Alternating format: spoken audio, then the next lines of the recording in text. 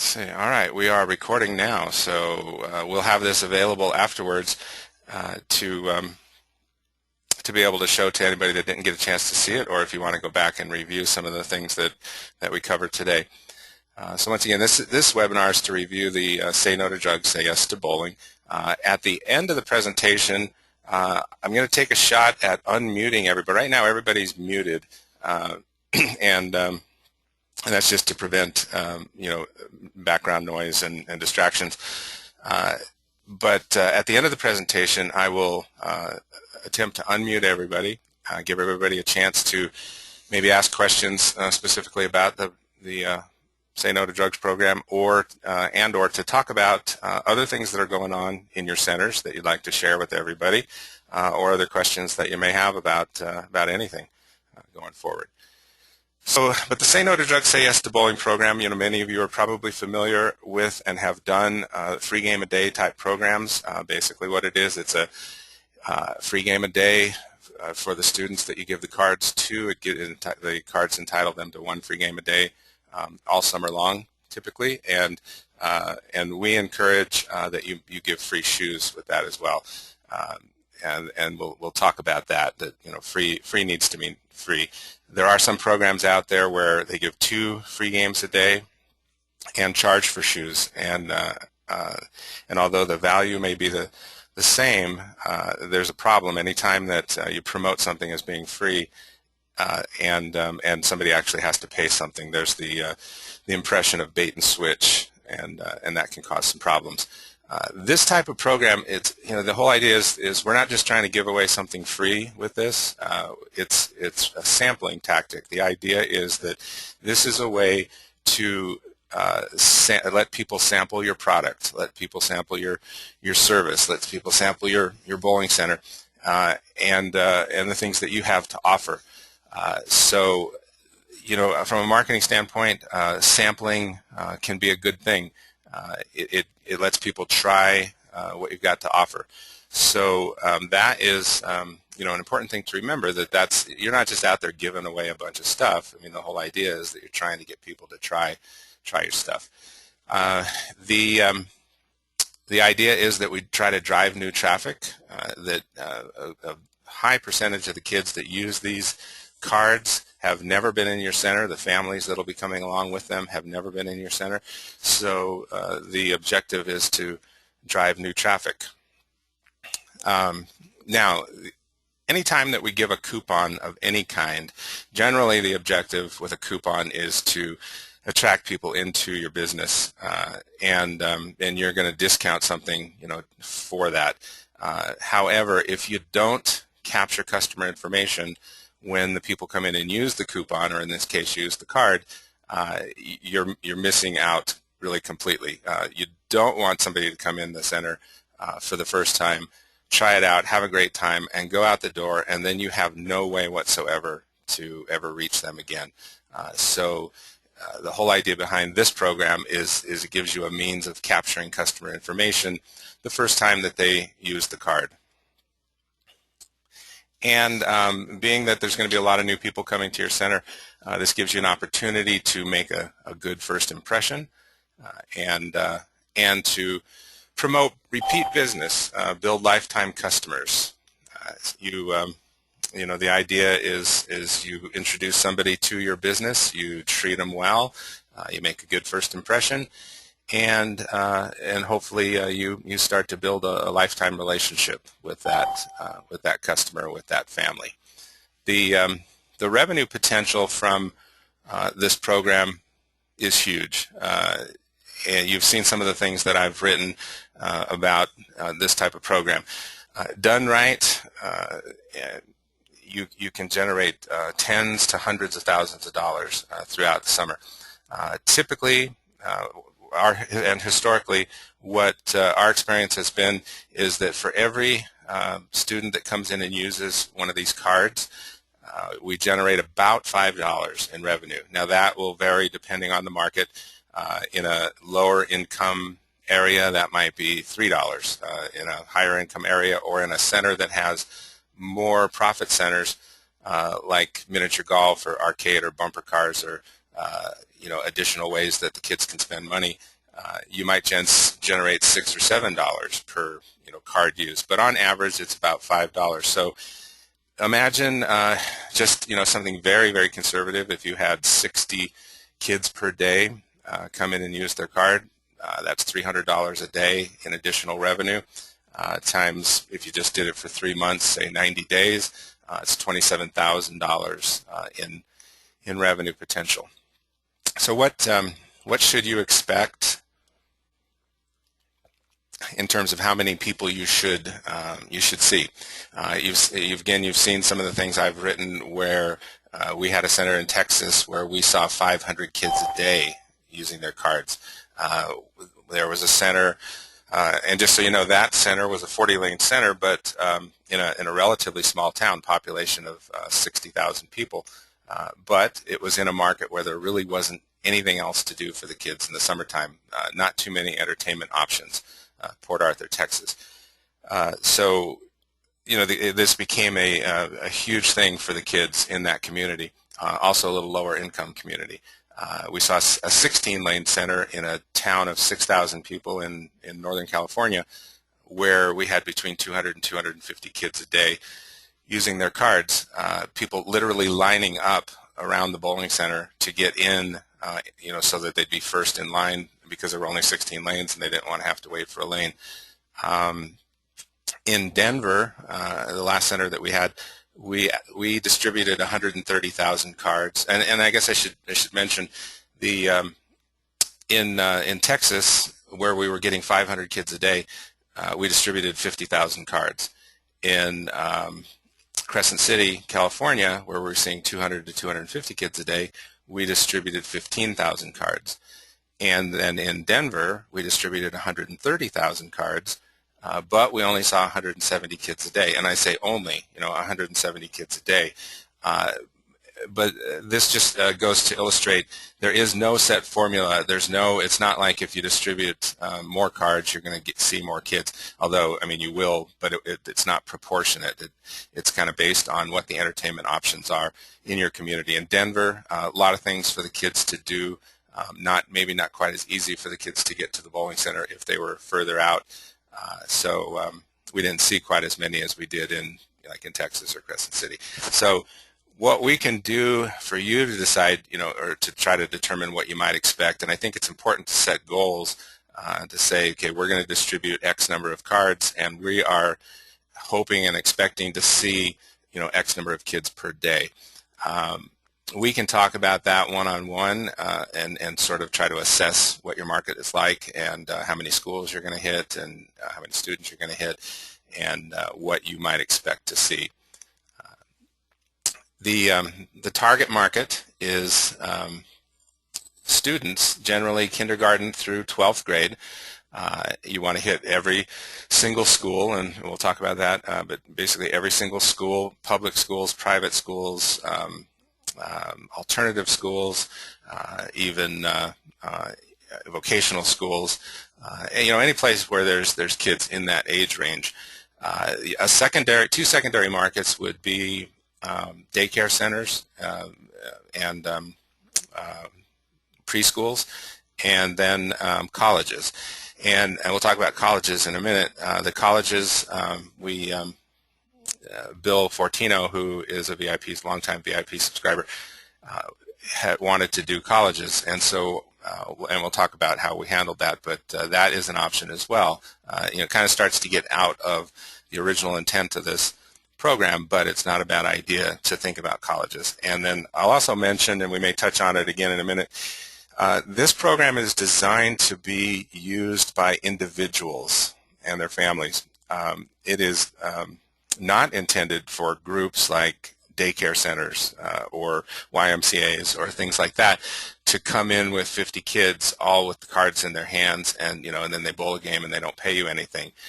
So I think that in the samples that you saw, we always put that on there, that it's not intended for birthday parties, it's not intended for groups. However, what we did was, if a group had 50 kids and they all had their little Say No to Drugs cards, and they asked if they could use them, the deal we would typically make with them is pay for the first game, we'll give you the second game for free. That way we at least got them to pay for one game. The cost to you is going to typically be the printing costs. It's your cards, and we'll talk very specifically about what those costs are in a little bit. But you can get the cards printed pretty reasonably, really nice high quality cards, pretty reasonably, and we have a relationship with a printer that where we can help you with that if you can't find something locally that's better.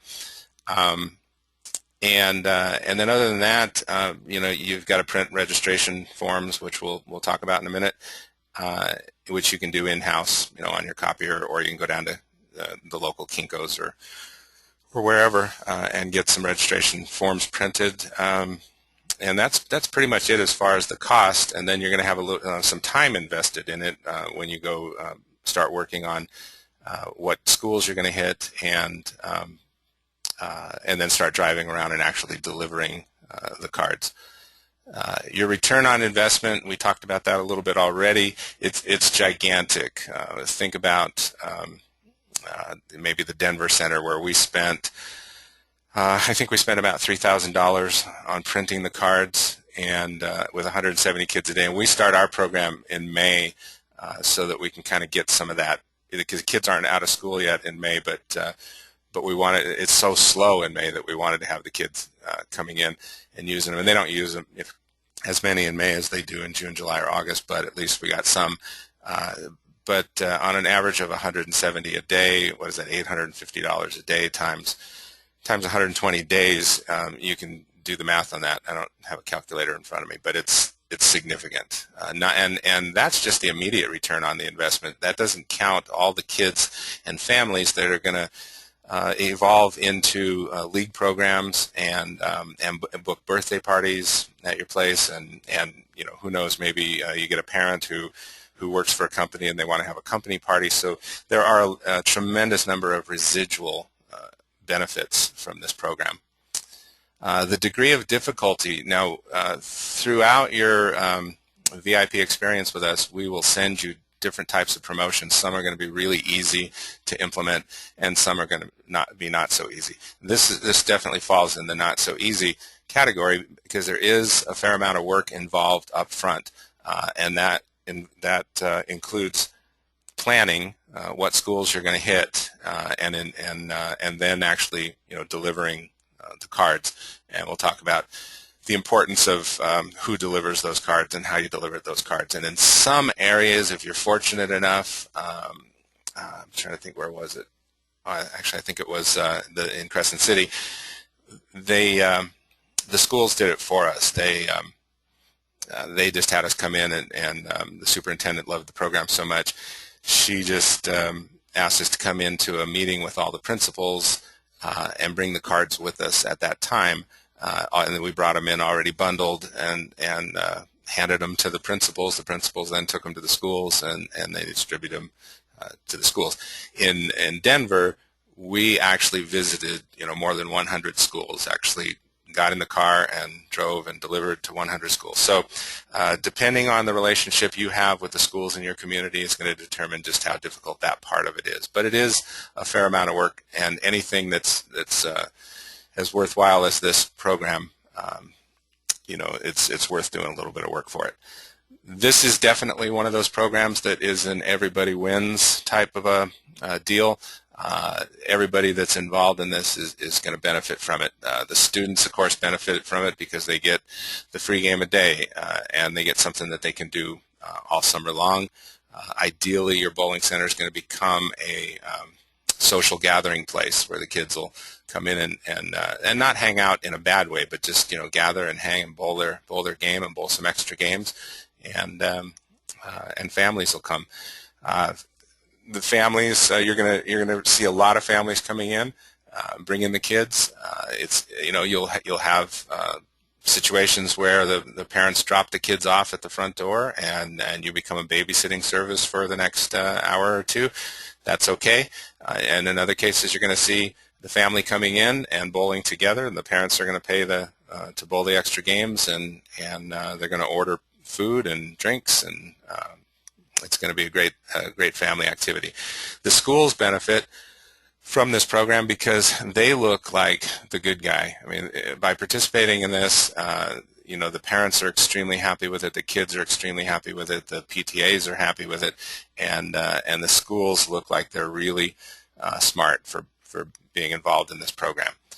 The community will benefit from it because of what you're doing, helping to keep the kids doing something healthy and wholesome, an activity, and then by involving your local DARE program or your local police department or local fire department in the program, it's going to promote drug awareness and community involvement. And then, of course, the bowling center benefits through all the additional traffic, all the goodwill, and all the revenue that you're going to generate. So, how the program works, I think you have a pretty good handle on that. Initially, you're going to maybe contact your local DARE officer if you have, and the DARE program is because of budgets and such. Not all communities have DARE programs anymore. So you can talk to your local police department, drug awareness, and let them know about the program. Everybody has different relationships with their police department, fire department, EMTs, and community. So you can kind of decide on that. We talked about it is a free game a day type program. The way the kids would use their cards is, I guess let me go back to when you go into the schools and deliver the cards, you'll deliver the cards, and we'll talk about the presentation in a minute.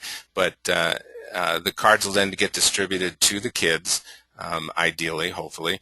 Sometimes it doesn't happen, but the cards will get in the hands of the kids. The kids will then bring them in, and the card typically has a calendar on it, and when the kids come in and use their card, somebody at the desk will initial that day of the month to show that the card was used that day, and if they're using the card for the first time, then you'll have them register with a little registration form, and that is where you capture the name, address, phone number, birth date, email address, and what school they're from. And it's kind of good to know the schools too, because kind of you start to see where you're getting the best return from the different schools. And something else that'll happen, of course, is you're not going to hit every school out there. You'll miss some, and some you won't think to go out far enough. Typically, you're going to go in a 15-mile radius from your center, and you'll start with the schools that are closest to you, and then work your way out at least 15 miles. Don't worry about crossing the territory of some other bowling center in that 15 miles. If they're not doing the program, they're not doing the program. We used to be really conscientious about that and try not to go into some other bowling center's backyard. But all we heard about, we'd hear from the schools, well, how come we're not in the program? How come you didn't give us the cards? Or we have friends of kids who got cards coming in, and they go to a different school, and they'd come in and say, well, I didn't get a card at my school. Can I get a card? And absolutely, if somebody comes in and they don't have the card, ask them, if they first ask them if they got the card, then if they say no, then just give them the card and let them know about it. It'll be a pleasant surprise for some people walking in the door that are totally unfamiliar with the program, but you'll get them back again and again. So the same thing applies to, if you book a daycare center to come in and do a field trip or something, you can give the cards to those kids. Just explain to the teachers that it's not intended for their group to use as a group activity, but the kids can use it as individuals when they come in or with their family. Potential abuse, any coupon, any free game always has the potential for abuse. Somebody's going to try to take advantage of it somehow. About the only thing that ever happens with this program is you have a student that gets their hands on more than one card. and they'll try to get clever, and they'll come in the morning and use their card, one card in the morning, and then they'll come back in the evening when there's somebody else on the front counter and use a different card and try to get a free game. If that happens, you'll figure it out, and you can have a talk with that student. But what's the worst that's going to happen? They're going to come in twice and get 2 free games out of it. The extra game specials. We encourage everybody to have an extra game special as part of this. So the idea being that, okay, every game after you use your card is $1 a game, or it's $1.50 a game, or it's $2 a game. Whatever you feel is appropriate for your center and your market, that's what you would charge for the extra games, and then extend that offer to the parents and adults that are with the kids. So because they're not getting the free game, but let them get the that price. So hey parents, rather than sitting there watching your kids bowl, you can bowl for $1 a game and $1 for shoes. And we typically would charge whatever the game price was is what we would charge for shoes for the adults. So getting started, I think getting started is you've got to identify the schools that you're going to hit, and there's a lot of different sources for finding schools. The internet makes it really easy. You can just look up schools. You can get these lists where it'll tell you the school. It'll tell you who the principal is. It'll tell you how many teachers they have. It'll tell you how many students they have, and there's tons and tons of information available. You can also get the information from the school district itself, and then you just in your action plan, it kind of walks you through the whole getting started part of this, where you need to determine how many cards you're going to print, and then get the order in for the printing, and think that through, and then as you get the cards in and you start to get them bundled by school and packaged, and we'll talk about presentation here in a second. As you get them packaged for each school, then you need to have a plan for the distribution, how you're going to deliver these. And I found a program. I don't think it was free, but it was sort of a mapping type program that you could plug in addresses, and it would calculate the most efficient route. So if you plugged in, if you thought, well, I can hit 20 schools in a day, then you plug in all 20 addresses, and then it sorts them in the most efficient route. I found when I tried to do it without that help, we were backtracking all the time and getting to see lots of parts of the city that I had never seen before. Managing resistance. Now, one of the things that I hear a lot when I talk to centers, and if you are one of these centers, I'll be happy to work with you on trying to work around the resistance, is that, well, my schools won't work with me. Now, in your packet, I tell the story about what happened in Rockford, Illinois, where for years they couldn't get into the schools, or they said they couldn't get into the schools, and it was tough there. We did have to get the help of the local DARE officer, and he got us right in. In Texas, when we first took over there, I had asked the previous manager if he did a program like this, and he said, "Oh, no, the schools, they'll never work with us. We've tried for years to get into the schools, and they won't work with us." So the next day I called the superintendent of the schools and introduced myself and told her a little bit about the program, and she said, "When can you come in and talk to us about this?" And I said, "Well, how about today?" And so an hour later I was in her office telling her about the program, and she was just blown away. She thought it was the greatest thing ever, and that was where we saw 500 kids a day. There either it was an excuse that a lot of managers will use, and I'm not saying that any of you on this call would ever do that, but I hear this, where the manager or the owner just simply doesn't really want to do the work involved in getting in schools, or maybe it was just in how the school was approached and what kind of program they were approached with. Most of you will know that the schools are not interested in promoting anything that's going to cost their students or their families any money.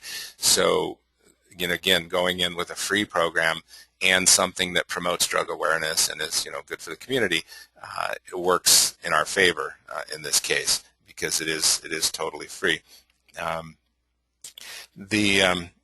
In Denver, I tried to connect with the superintendent there when we first went, and there's one school district in Denver that has 80,000 students, and there was no way that I wanted that superintendent to blackball us.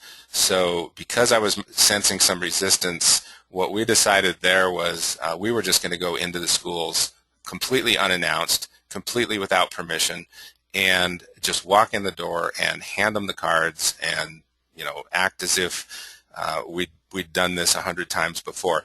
And so that's what we did. So we got 2 or 3 of us. We wore our Bolero Lane shirts. We walked in very, very nicely dressed, and walked in the door with our little basket of cards.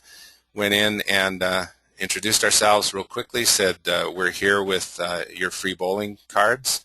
And by saying free bowling cards, that got their attention right away. In some cases, they'd look at us kind of funny. In other cases, and if they did that, we'd kind of explain a little bit more. In other cases, we could tell that they'd ask even well, have you do you have permission to do this, or have we done this before? And we'd say something like, oh yeah, we've been doing this for years, or we just haven't done this school in the past, and something like that. And then if we still sense the resistance, we'd say, oh, and we have staff cards as well. We have cards for the students, and we have cards for the staff. So all the teachers and school employees and their families can have free bowling too. And that generally would be all we'd have to say at that point. And they'd say, oh, great, great, great. And then we'd always mention that, oh, and we've bundled them in classroom size, 20 bundles of 25, to make it easy for distribution. And at that point, they'd be like, God, I don't have to do any work. This is great. All I have to do is put these bundles in the teachers' boxes, and we're good to go. So that's how we did it there. And we had only one school. We had 2 schools in 3 years that refused to let us leave the cards, and one that said, well, I'm not going to give these to the teachers, but I'll stick them on the counter, and if the kids want them, they can have them. But out of several hundred schools that we went to, we only had an issue with 3 of them. So that was how we did it there. I mean, ideally, you want to have that superintendent that says, come to my principal's meeting and bring the cards, and we'll get them out for you. But that's not always going to happen. So there are always ways. You can also work with the local PTAs. If you really get resistance, if you can get in with the local PTA, make a presentation to them, and then you'll get them behind it, and they will push it, and nobody's going to stop them from doing it. If you do have a DARE officer or some sort of liaison between the police department and the school, they'll get you in the door as well. All right, getting publicity for this. In your package, you've got a sample press release. These days, it's a lot easier to get publicity because of the internet and because of blogs, and you can post something on your own website. You can post something on the school websites. You can get blogs going. The PTAs have newsletters that go out. So there are a lot of ways to get publicity about that. You just want to create some buzz and create some awareness about the program. The follow-up generally involves getting the information into your database and then just using it in the future. Use it for a birthday party or birthday club. Now you've got these kids in your birthday club. Use it for future mailings and email activities. And speaking of activities, other activities, the public safety organizations would really appreciate if you would invite them to conduct an educational program at your center. So the police department might bring in the drug sniffing dog and do a little presentation on that. The fire department might bring the hook and ladder truck and put it out in front of your building, and that always draws a lot of attention. And there are other activities. Then besides that, you're going to have this database built up, and You can do other activities outside the center. You might invite people to go to a baseball game and get discounted tickets to go to a baseball game. You might have a picnic or a barbecue. You could have a barbecue at your own center. You might do a lock-in once a month and invite just the kids that are in the Say No to Drugs program to participate in that. One idea that some centers use is they conduct a drawing once a month, and they do it based on how often the kids use their card. Every time the kid uses their card, they get a ticket that goes into the fishbowl for the drawing, and so the more times they use their card, the more chances they have to win.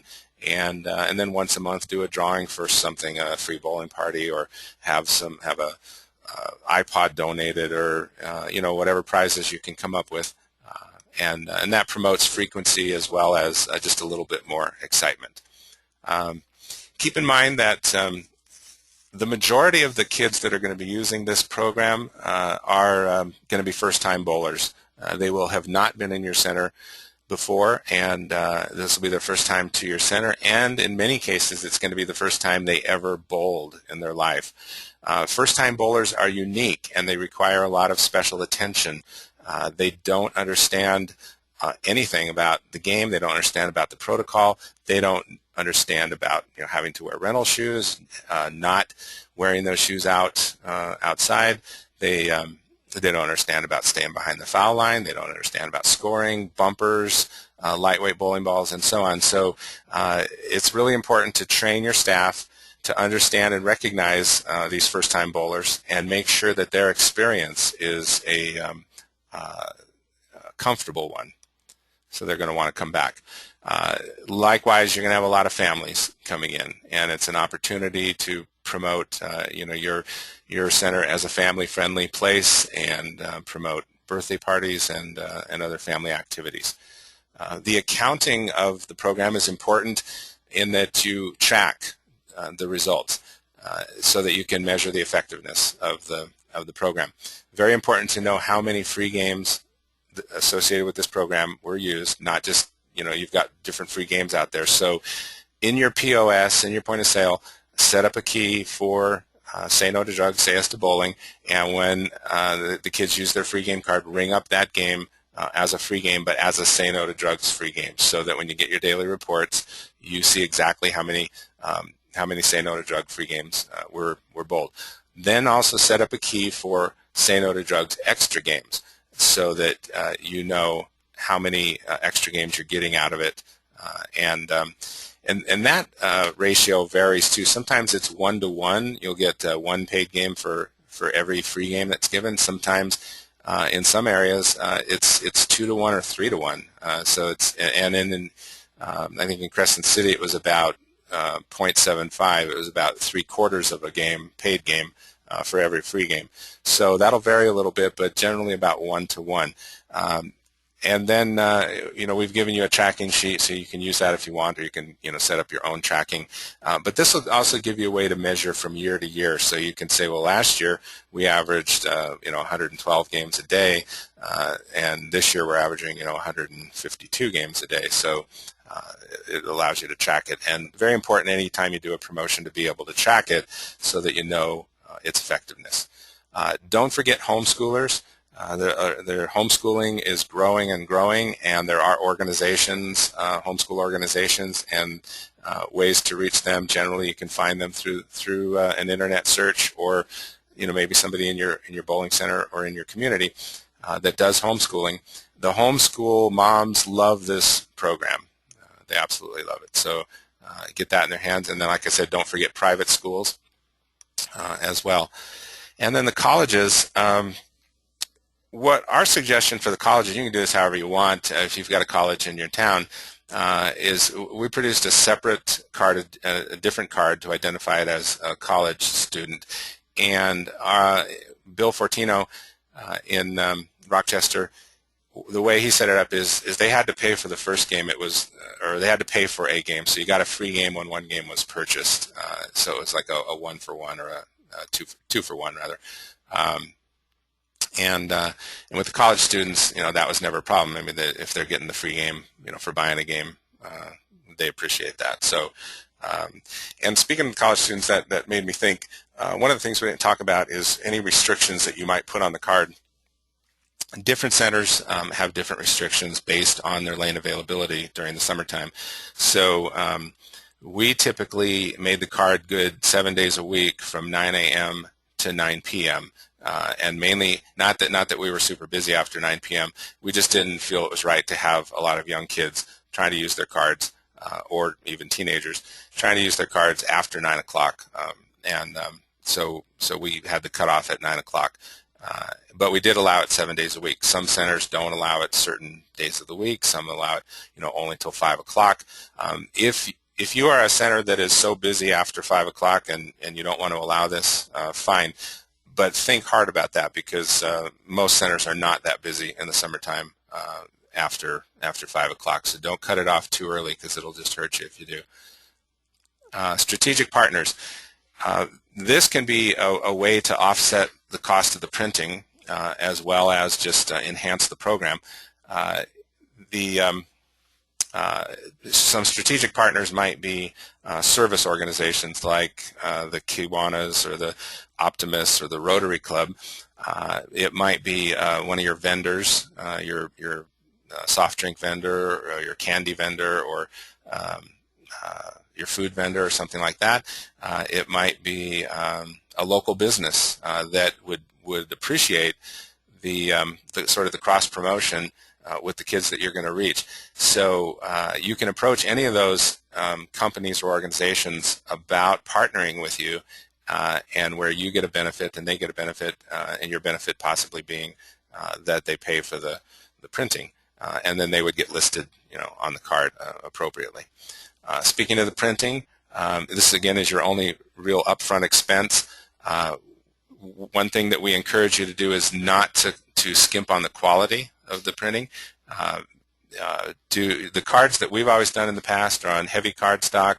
They're 4.5 by 3.5 in size, and then they're folded down so that they are the size of a business card, but it's a folded, like a folded card.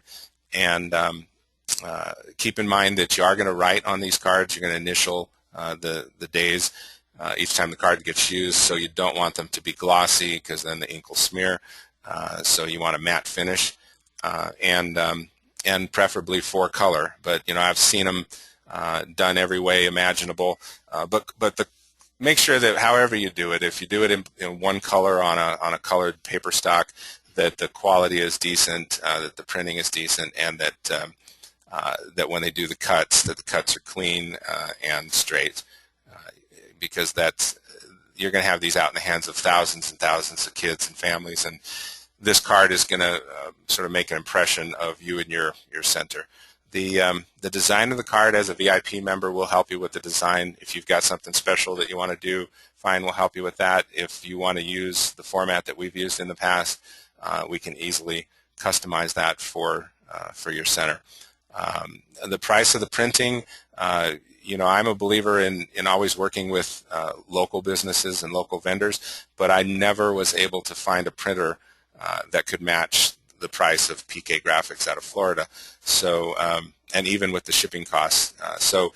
I think somewhere I listed the price, but I think it runs about $15 to $20 per 1,000 for 4-color, and then there's shipping on top of that. So we can get you a quote if you want us to look into the printing for you, and then you can also do it as a business card size. We did that one time, I think, for just for one of the holidays where it was going to be a short period of time.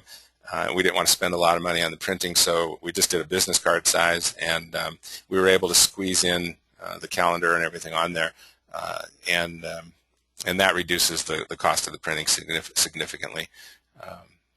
And then the quantity is something we'll talk about. If you think that you're going to hit 50,000 students, you'll probably want to print 60,000 cards, because you're going to want to have some in-house. Also, you're going to realize that you missed some schools, and you're going to want to be able to run out and deliver those quickly. And then as kids come into your building, you're always going to be looking for cards to to hand out. So you're always going to print more than you think you're going to need.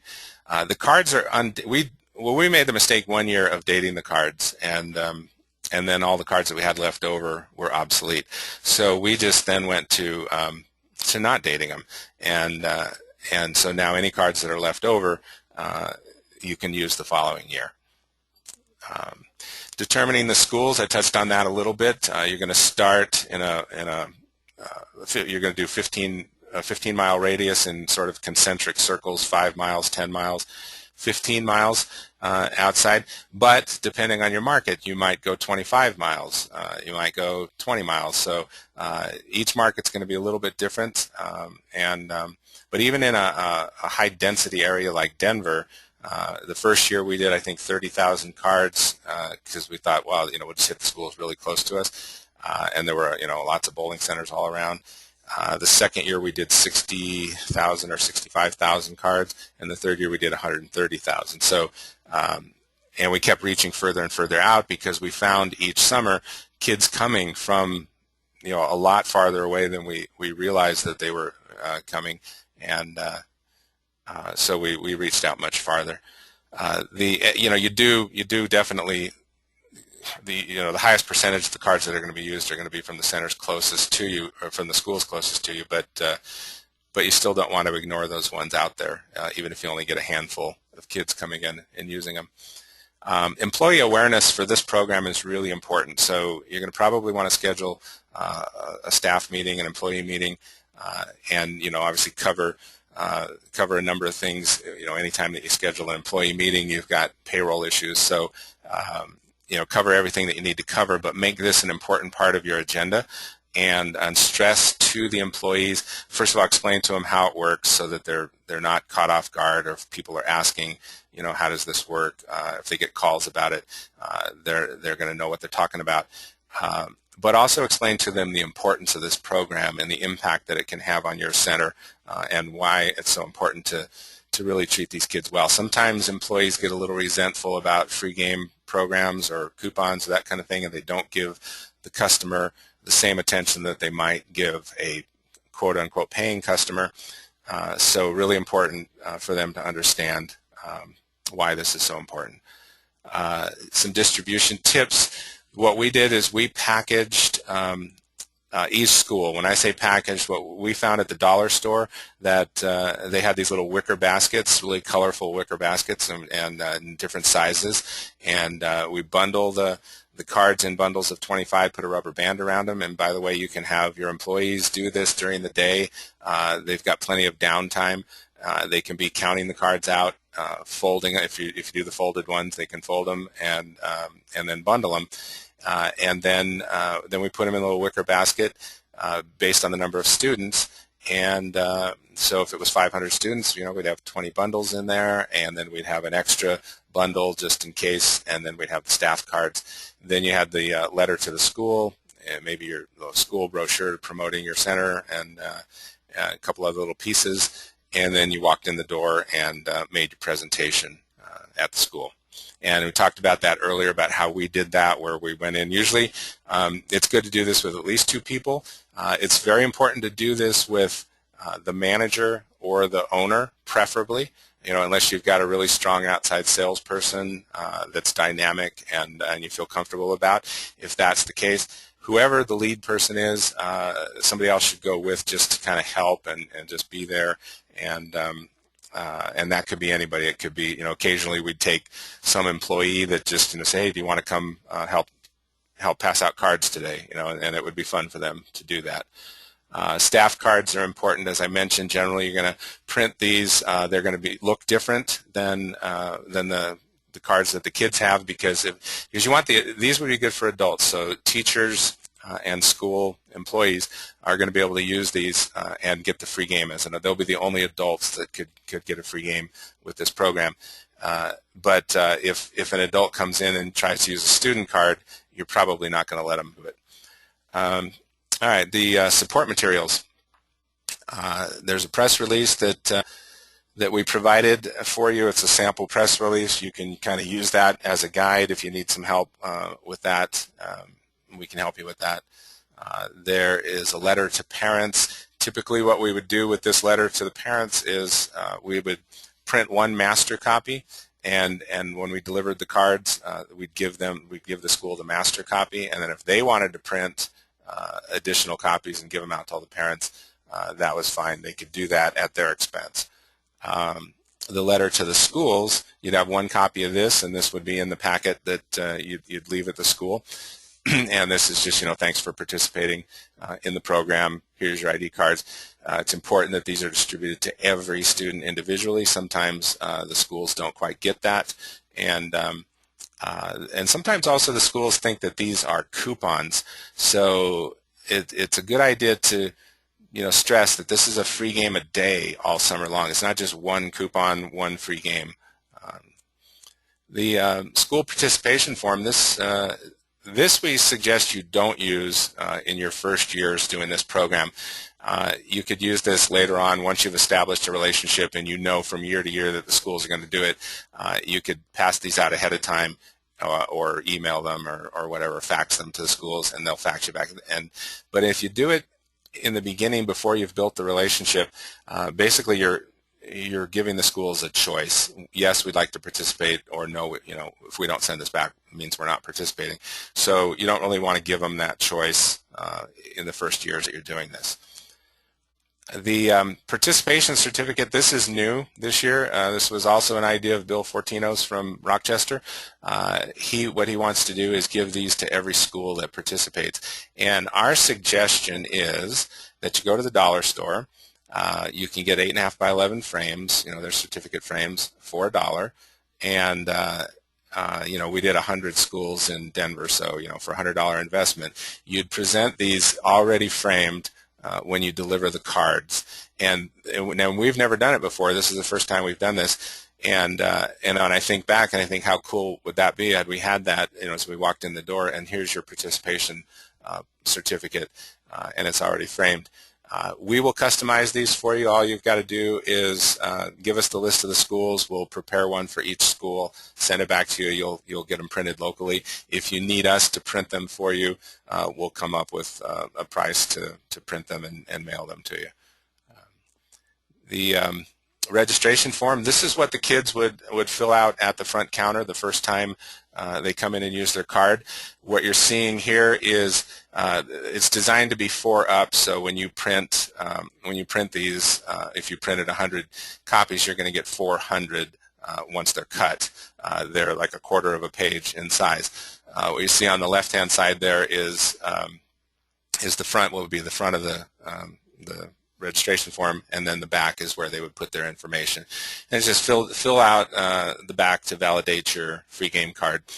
Plus we'll put you in our birthday club, and on your birthday we'll send you a gift.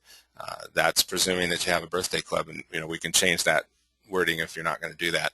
Here's just another example of one. And then here's a couple that are blank. And again, as VIP members, of course, we'll customize these for you. Now these don't leave your center. The customer sees this only long enough to fill it out, so it's not going to be out anywhere in the community. But you still want it to look nice, and we will customize that for you. The extra game specials, what we've done is we've included in your packet 3 versions of this. There's one for $1 a game, one for $1.50 a game, and one for $2 a game. What we recommend is that you put this in an acrylic holder, flyer holder. Keep in mind that it's horizontal, so get an acrylic flyer holder that's horizontal, and put this on your counter, and then encourage people. People will see it, but you'll also encourage them and remind them that they can bowl the extra games for free, or for $1 or $1.50. School brochure. These are just some samples of some things that we did and that a center in Ham Lake, Minnesota did. What you're seeing here in a second is the inside of the brochure. It's kind of generic. It just talks about things that we do that are relative to schools. Say No to Drugs, Honor Roll Program, Student of the Month, Turnaround Achievement Awards, in-school bowling, field trips, fundraisers, lock-ins, graduation parties, and youth and family leagues. So this is the inside. It's a trifold, designed to be a trifold brochure. And we can help you with this. We can help you customize this, and then printing you can either print it on your own, or we can help you find a decent price for printing if you wanted to have something like this. And we always left one or two of these with each school so that they could see that we do other things as well. And often it would lead to lock-ins or fundraisers or in-school bowling. The other brochure that I included was one that they did in Ham Lake, Minnesota, one of our VIP subscribers, and it just kind of explains the Say No to Drugs program and their high school program. The ID cards themselves, we've done ones for state associations where it listed all the participating centers in the state, and as we see here, and then the ones that we did for the center coming up here. Keep in mind again the reason this you see it upside down is this folds down, so this is how it's laid out. The front of the card is where it says Say No to Drugs, Say Yes to Bowling, student card. The back of the card had our information, and so when it's folded down, that becomes the back of the card. And then on the inside of the card, this card entitles you to one free game a day, every day from 9 a.m. to 9 p.m. Limit one free game per person per day. Extra games are just $1 a game. Rental shoes are included. Adults accompanied by a student can bowl at the special rate. Not valid with group or school functions, birthday parties, etc. And then it's just the 4 months, and we would initial each day. Hey, I think I'll see if I can use one of these cool little tools here. There we go. So I don't know if you can see this on your screen, but see, we can highlight. I don't think you're seeing it, are you? Maybe you are. Anyway, well, that was my attempt to play with the little tools. All right, so the tracking sheets, those are pretty self-explanatory. Just one for each day of the summer from May through August, and you can use those if you choose to.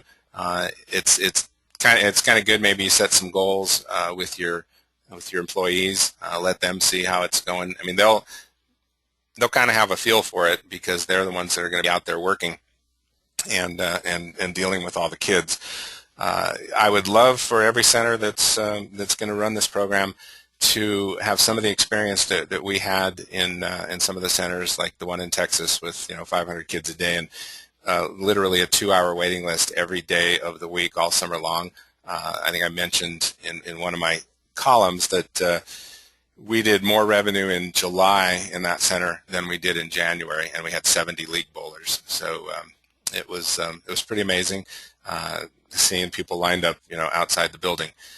So at this point, does anybody have any questions? And I'm going to try to figure out the best way to handle the questions. I think we could start by, you might be able to raise your hand if you want to raise your hand, and then I can maybe acknowledge you. Okay, so I see Rick's got a question. Let me do this. Rick, I just unmuted you. Are you able to talk, Rick? Are you on a microphone or a phone? Rick, are you there? Can you hear me, Paul? I can hear you, Rick. Okay, I'm in a library, so I'm going to type my question. I'm on vacation right now. Okay, Rick's calling from the library. Cool. All right, Rick, go ahead. I'll mute you again. Go ahead and type your question. Okay. All right, so I've got Rick muted. Let's see if anybody else has raised their hand. No. Let's see. I was just looking at all the people that are on. I appreciate everybody that's on today. One of the I know we've got people from Ohio and Missouri and New York and Maine and Pittsburgh and Iowa. So we're all over the place. I don't know if I mentioned too. I'm actually in Idaho, helping our friend and former partner Michelle move. Ben's with me, and Patty's in Seattle on the call. Let's see. Rick, I'm trying to get to your question here. Let's see. We had a problem with the DARE program since we sold alcohol, so they said they couldn't get involved. Any suggestions around that? That's a really good question. We had that same problem in Texas, I believe it was, and I think how we got around that and got the parents to support it more. And, keep in mind this was Texas, so very conservative, Southern Baptist type community. Fortunately, one of the things we had done there was we had gone smoke-free voluntarily before this program started, and so they were really happy with that. And then on the alcohol issue, and I may be thinking of a different center, but what we did is I think we agreed to not sell alcohol during the day, like up to a certain point in time, and we figured that didn't hurt us because we typically didn't have really any business during that time, and we had a bar, an enclosed bar, so as long as we didn't sell alcohol on the lanes during like till 5 o'clock, then they were, as I recall, they were okay with that. And that's how we got around that. Now, Rick, in your case, if your bar is, say, out at the counter where you don't have an enclosed bar, you may not be able to do that, or you'd have to make the decision that you weren't going to sell alcohol during the some hours, maybe the daytime hours. If you have an enclosed bar, I'd ask for that kind of a compromise that the alcohol is only being served inside the enclosed bar. And then we've had other towns like in Rockford where we had a close relationship with the DARE program where they didn't have a problem with it. So I think it's probably a local thing as to whether they have a problem with that.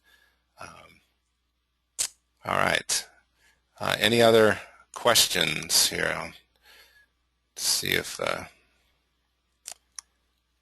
All right, I'm not seeing any other questions right now. I'm going to attempt to unmute everybody. I'm going to take a chance here. If you have a lot of background noise going on, I might suggest that you mute your phone or your computer, so that don't mute your speakers, but mute your. Wow. Again, I'm hearing the feedback. So I'm not sure how this is going to work, but maybe I better mute everybody here. Does anybody want to talk about their center and just let us know what's going on or in your center, or any other questions or things anybody wants to share with us? Do that. Let's try it by doing that raise your hand thing on your control panel. All right. Well, not seeing any hands up there. I know this is a little bit more awkward than the conference call way to do this, but we'll play around with this for the next webinar and try to figure out a way we can get some more interaction here. Does anybody want to be unmuted or to speak? If so, do your little hand raise thing.